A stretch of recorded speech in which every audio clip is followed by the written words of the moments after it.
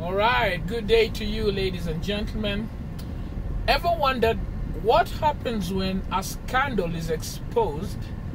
Perhaps a popular person, a famous person is exposed for something they did, and they come out and they say, "Oh, we are so sorry," or "I am so sorry, forgive me, that was wrong."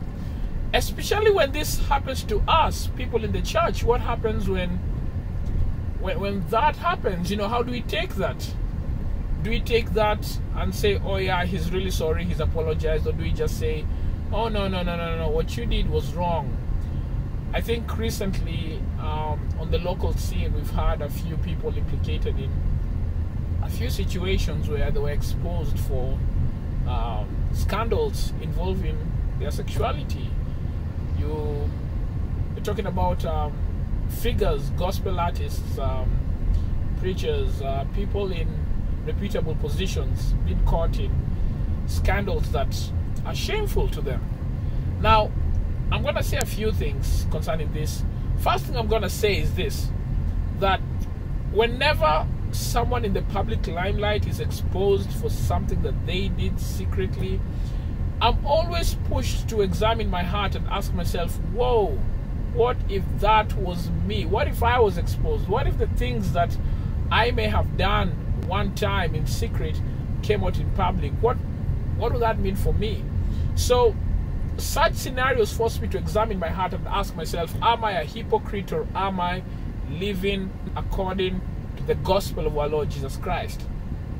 And if I realize I'm not, then it humbles me and it even scares me.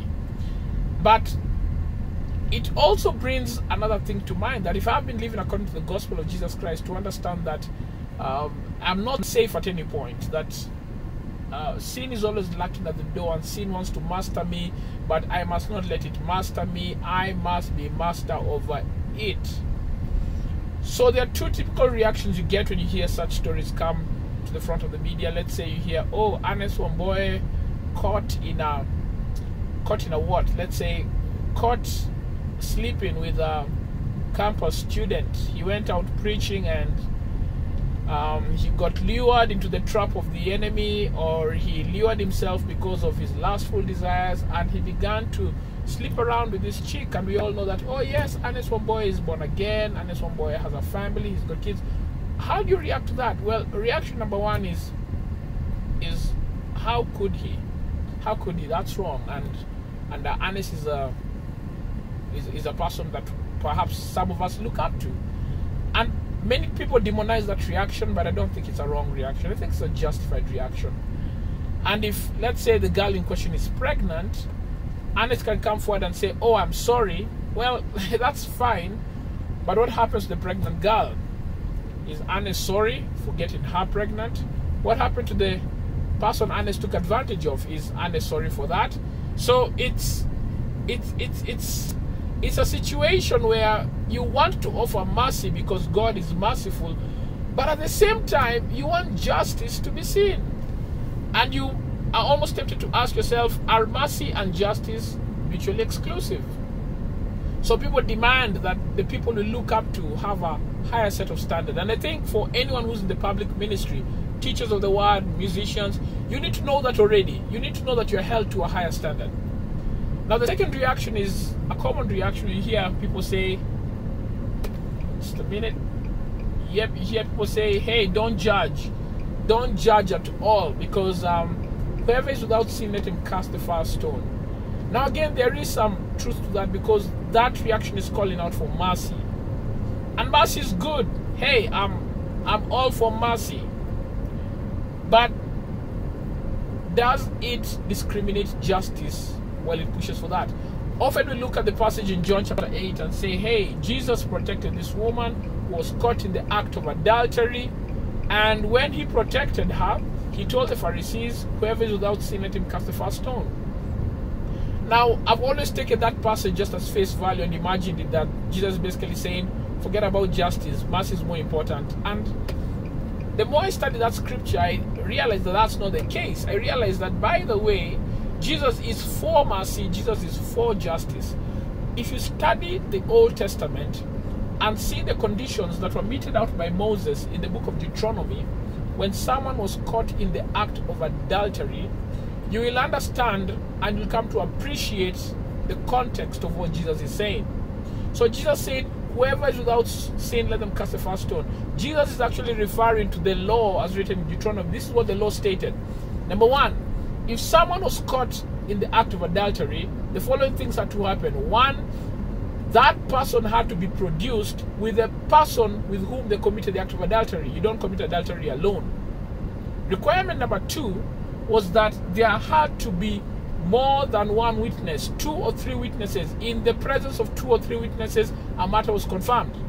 You couldn't have just one witness. There had to be 2 or 3 witnesses who said, by the way, yes, we saw. We did not hear it from someone who had it, from someone who read a tweet, who saw a video, who saw a clip. No, we ourselves saw it.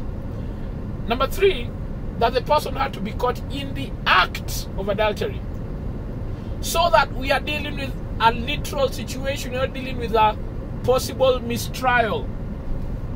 And the next situation demanded that the people who saw the act take place, the people who saw the adultery take place, would actually be the first ones to stone these people. They would be at the front and pick up the stones and say, we as the witnesses caught this man and woman in the act of adultery, and we are the first one to throw the stones, and then all of Israel would follow.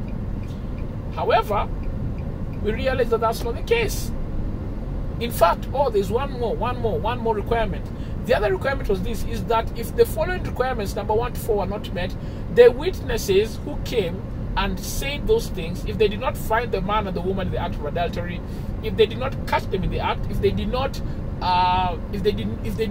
for certain have more than one witness, and if they were not willing to testify, then they were bearing false witness and they were to be stoned instead.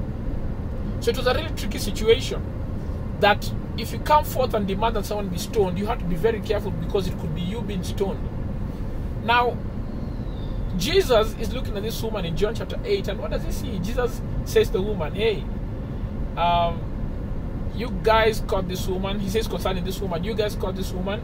Let him who is without sin cast the first stone. Jesus basically referring to the law. He's asking them, number 1, did you catch her with the man she committed adultery with? Where are 2 of them? So these guys are failed test number 1. They did not catch this person in the act with someone else. They only brought the woman alone, which is unfair. So this is a mistrial. Jesus is exposing them.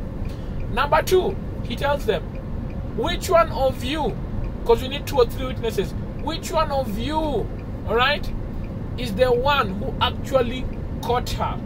Because the ones who actually caught her in the act, those are the ones who should be the first ones to throw the stones according to the law. And hence Jesus' statement, whoever is without sin among you, let him be the first to cast a stone. And Jesus said this after he wrote down on the soil, on the sand. And we are not told, the book of John does not tell us what he actually wrote, but I believe he was writing that very law. And it was basically tell them, you guys, you bring someone to be stoned, and you come and say that the law of Moses demanded us to stone this person, yet you don't keep that very law. And I think it's a challenge for us to understand that John 8 is not a free pass card for anyone who sins and anyone who just does wrong and gets away, because Jesus told this woman, go and sin no more. Jesus was upset that this woman was committing adultery. Go and sin no more. And what I'm basically saying is that John chapter 8 is calling us as believers to address these issues while pursuing both mercy and justice. It is not an either or. If a woman was raped, it is not enough to just come to the front and say, hey, that was my past, forgive me, it's over. Now let's move on. It's not enough.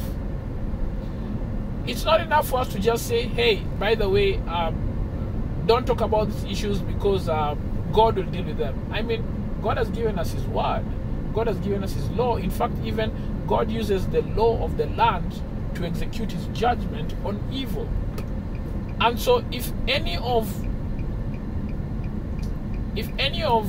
the people who are implicated in such scandals experience the brunt of the law when they are guilty, then we should actually let the law take its full brand, take its full effect on them, because it's the right thing to do. It's the right thing.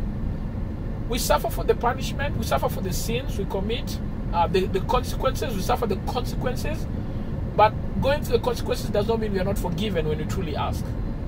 Now, you must also understand another aspect to this. Are the people who come to the front truly remorseful? Now you may say in earnest, that doesn't matter, we don't see the hearts of men, but the Bible says it does matter. If you read the book of 2 Corinthians chapter 7, we are told that there are two kinds of sorrow. There's godly sorrow and worldly sorrow. Worldly sorrow is only sorry that it was caught. Oh my goodness, I was busted. Everyone has found out the truth about me. I am exposed. Oh guys, I'm so sorry. It is not sorry that it's sinned. It's only sorry that it is exposed. Worldly sorrow, on the other hand, is sorry that it's sinned against God. And God requires that we have godly sorrow. Now, if you go read 2 Corinthians chapter 7, you will see the merits and the demerits of godly sorrow and worldly sorrow respectively, and you will see how we can tell when someone is truly remorseful and when they are not. Let us take this opportunity to examine our own hearts, and let us take this opportunity to mete out God's word effectively, not in a biased way, but in a way that is full of mercy, full of justice, because God's mercy is everlasting, and we should also let justice roll out like a river. This is the God that we serve. He's not a God who winks at sin. He died for that sin. The gospel is at the heart of all this, that if we believe the gospel, that Jesus Christ died for us and that he came to set us free from the bondage of sin, that will be the focal point of all these scandals, to reconcile men and women back to God. I don't know what your thoughts are. What do you think? I'd love to hear them. Please leave them in the comment section below, and I'll see you next time.